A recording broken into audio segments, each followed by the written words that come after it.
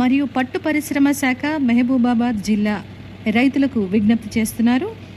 Market demand ఉన్న పంటల సాగు, ప్రత్యామ్నాయ పంటల సాగు, గడప గడపకు ఆయిల్ పామ్ సాగు, నెల నెలా స్థిరమైన ఆదాయం ఆయిల్ పామ్తోనే సాధ్యం.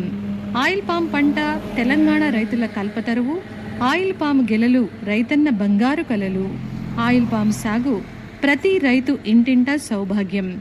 ఆయిల్ పాము పంటకు కోతులు, కుక్కలు, దొంగల బెడదలేదు.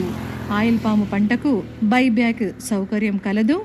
అంతర పంటలతో అదనపు ఆదాయం పొందవచ్చు. మొదటి 3 సంవత్సరాలు వరి కాకుండా అరటి, బొప్పాయి, జామ, పుచ్చ, దోసపండు, పూలు, కూరగాయలు, ఆకుకూరలు, ఉల్లి, వెల్లుల్లి, అల్లం, మిరప, పసుపు, మల్బరీ, ప్రత్తి, మొక్కజొన్న, కంది, పెసర, బొబ్బెర, ప్రొద్దుతిరుగుడు, వేరుశెనగ, ఆవాలు, కుసుమ, పశుగ్రాసాలు మొదలైనవి. ఇంకా 6 సంవత్సరాల తర్వాత నీడ వస్తుంది కాబట్టి కోకో అంటే చాక్లెట్ కాయ, జాజికాయ, వక్క, అనాస, మిరియాలు తదితర పంటలను సాగు చేసుకోవచ్చు.